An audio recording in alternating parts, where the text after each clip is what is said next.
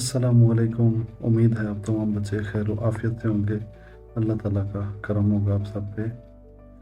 आज की इस वीडियो में लेक्चर में हम डिस्कस करने जा रहे हैं 10th class physics pairing scheme 2026 को। वो तमाम बच्चे जो 10th क्लास का जिन्हें पेपर देना है, इस पूरी पेयरिंग स्कीम को अच्छी तरह से समझें और इस पे अमल करें तो इंशाल्लाह वो ज़रूर अच्छे मार्क्स हासिल कर सकते हैं और कामयाबी उनके कदम चूमेगी। इस पेयरिंग स्कीम को डिस्कस करने के साथ साथ इसमें फुल मार्क्स लेने की स्ट्रेटजी और साथ ही इजी पासिंग फार्मूला, वो बच्चे जिनकी फ़िज़िक्स की तैयारी नहीं है या वो बच्चे जिनको टाइम नहीं मिला फ़िज़िक्स को रेडी करने का, तो वो इसमें अब इजीली इसके मुताबिक अपनी प्रिपरेशन कर सकते हैं, वो भी चंद एक दिन के अंदर। तो आइए हम डिस्कस करते हैं सबसे पहले गवर्नमेंट की ओरिजिनल पेयरिंग स्कीम को। तो इसमें हम अगर देखते हैं तो हमारे पास हाजिर है चैप्टर 10 से फिज़िक्स की क्लास स्टार्ट होती है, चैप्टर 10 शुरू से। तो देखिए इसमें से चैप्टर 10 से MCQs जो है वो एक आएगा इस दफ़ा, और शॉर्ट क्वेश्चन अगर आप देखें तो 3 आ रहे हैं चैप्टर 10 से। इन्हीं चीज़ों को अगर गौर से आप समझ लें तो इंशाल्लाह आप ज़रूर कामयाब हो जाएंगे। जो बच्चे पूरे नंबर लेना चाहते हैं वो पूरे नंबर ले जाएंगे, और जो बच्चे जिनकी तैयारी नहीं है, पास होना चाहते हैं, इस वीडियो लेक्चर को अच्छी तरह से समझ लें तो वो ईज़ी पास होने का तरीका भी समझ सकेंगे। पास कैसे होना है सारा कुछ इसी में हमने डिस्कस करना है। अच्छा, इसी तरह 11वां चैप्टर जो है उसमें से एक MCQs है और शॉर्ट क्वेश्चन जो है 3 आ रहे हैं। नेक्स्ट अगर हम डिस्कस करते हैं चैप्टर 12 को, इसमें से MCQs 2 आएंगे। इसके आगे मैंने लिखा है E+I। 2 MCQs इस तरह हैं, एक एक्सरसाइज में से होगा और एक इनसाइड चैप्टर से होगा। अब चैप्टर के इनसाइड में कहाँ से होगा? जो मेंशन साइड बॉक्सेस होते हैं, टिडबिट्स वाले, फॉर योर इंफॉर्मेशन वाले बॉक्स बने होते हैं, ये मोस्टली उन्हीं में से होता है। या फिर कोई किसी सेंटेंस की डेट है कोई, या फिर कोई इस तरह की चीज़ कोई मशहूर है आपके उस चैप्टर में, उसमें से ये MCQs बनेगा। तो इसी तरह तो अगर हम देखें तो चैप्टर 12 से 2 MCQs हैं, एक मश्की एक्सरसाइज में से और दूसरा चैप्टर के अंदर से आएगा। शॉर्ट क्वेश्चन इसमें भी से अगर हम देखते हैं तो 3 आ रहे हैं जी। नेक्स्ट चैप्टर 13 को हम देखते हैं तो ये ऐसे है, एक MCQs है और 3 आपके शॉर्ट है। इसी तरह आप आगे देख सकते हैं बाकी चैप्टरों। 14 में भी ऐसे है, देखें 2 MCQs हैं, एक एक्सरसाइज में से और एक जो है इनसाइड चैप्टर है। शॉर्ट क्वेश्चन 3 आ रहे हैं। इस तरह 15 को हम देखते हैं अगर, तो एक MCQs है और 3 शॉर्ट क्वेश्चन है इसमें से। इसी तरह हम अगर 16 चैप्टर को देखते हैं, MCQs 1 और शॉर्ट इसमें से 2 आ रहे हैं। तो ये तो अभी मैं पेयरिंग आपको बता रहा हूँ, फिर कम वक्त में थोड़े चैप्टर तैयार करने का और ज़्यादा नंबर लेने का क्या फार्मूला है वो आगे डिस्कस करते हैं। चैप्टर 17 को अगर आप देखते हैं, सिर्फ एक MCQs है और 2 शॉर्ट हैं। इसी तरह अगर हम देखते हैं चैप्टर 18 को, तो इसमें से 2 MCQs हैं। तो 2 MCQs में देखें, एक एक्सरसाइज में से और एक इनसाइड चैप्टर में से है, और 2 इसमें से शॉर्ट हैं। इनकी डिटेल समरी पे आते हैं। तो अगर हम देखें MCQs, जो 9 MCQs हैं वो कहाँ से होंगे? एक्सरसाइज में से होंगे। ये चीज़ है आपके समझने वाली। यानी एक्सरसाइज, अगर तमाम चैप्टरों की MCQs एक्सरसाइज वाले आप रेडी करते हैं तो आपके 9 मार्क्स जो हैं, 9 नंबर जो हैं वो पक्के हो जाएंगे। और 3 MCQs जो हैं वो चैप्टरों के अंदर से बनेंगे। वो जिन जिन चैप्टरों से बन रहे हैं वो मैंने मेंशन किया हुआ है। अच्छा, पेयरिंग स्कीम जो वैसे ऑफिशियल है वो इसी तरह ही बताई गई है, कोई इसमें अलग से ये जैसे मैंने बताया एक्सरसाइज और इनसाइड चैप्टर इस तरह डिटेल उसमें नहीं है, तो ये डिटेल आपको वाज़ेह कर दी है। इससे बेहतर फिर और कोई आपको नहीं गाइड कर पाएगा जिस तरह ये गाइड आपको किया जा रहा है। आगे चलते हैं शॉर्ट क्वेश्चन नंबर 2, जो पहला पोर्शन है शॉर्ट क्वेश्चन का। ये बन रहा है चैप्टर 10, 12 और 16 से, और इन 3 चैप्टरों से टोटल 8 शॉर्ट क्वेश्चन बनेंगे और आपने 5 हल करने। इसी तरह अगर हम देखते हैं, जैसे ये तो बता दिया आपको ये कुछ है इसका शॉर्ट क्वेश्चन नंबर 3, यानी शॉर्ट क्वेश्चन का दूसरा पोर्शन। आप गौर करके देख लें, इसमें चैप्टर 11, 13 और 17 शुमार हो रहे हैं। 8 शॉर्ट में से हमने 5 करने हैं। इसी तरह जो chapter short question number 4 portion है, तो ये देखें, इसमें चैप्टर 3 शामिल हो रहे हैं, 14, 15 और 18। 8 में से हमने 5 शॉर्ट करने हैं।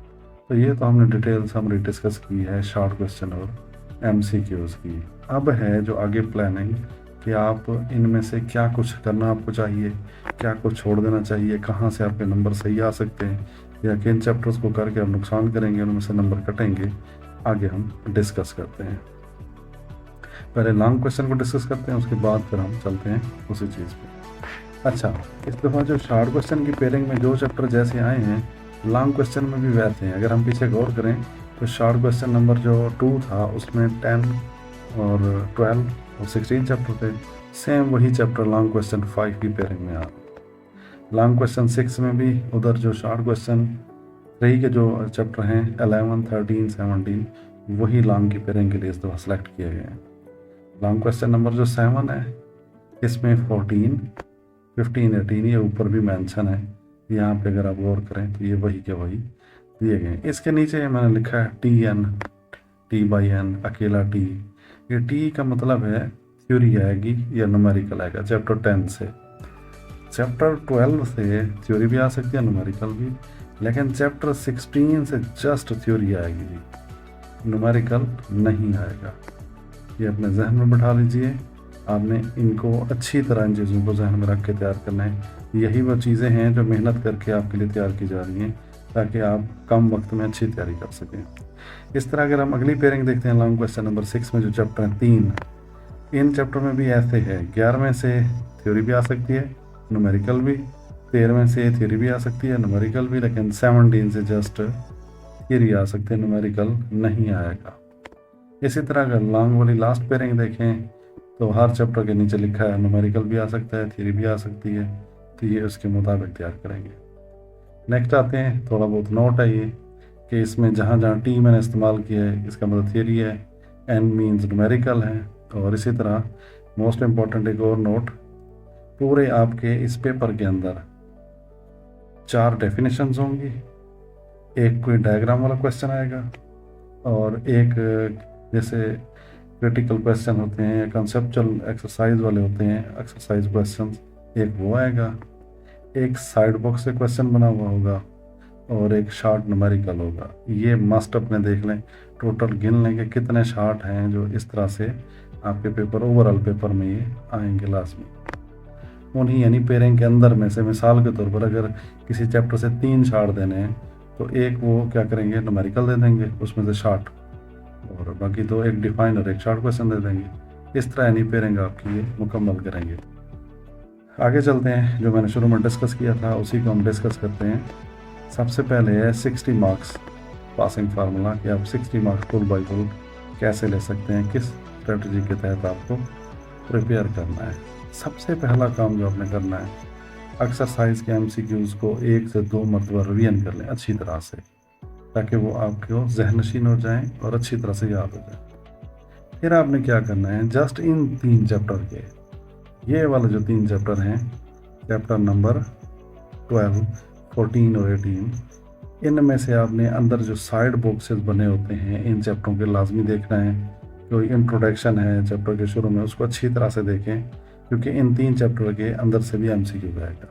इस तरह आपके सारे MCQs क्लियर हो जाएंगे। नेक्स्ट अगर हम डिस्कस करते हैं वो कौन से चैप्टर हैं जो आपको मुकम्मल तैयार करने, तो वो हैं चैप्टर ये आपके 4, कौन कौन से, चैप्टर नंबर 10, 11, 12 और 13। इसमें आपको आप लोगों को इन 4 चैप्टरों के शॉर्ट क्वेश्चन भी करने हैं, एक्सरसाइज वाले भी, इनसाइड चैप्टर वाले भी, लॉन्ग क्वेश्चन भी करने हैं, और न्यूमेरिकल भी इन 4 चैप्टरों के हर सूरत आपको करने हैं।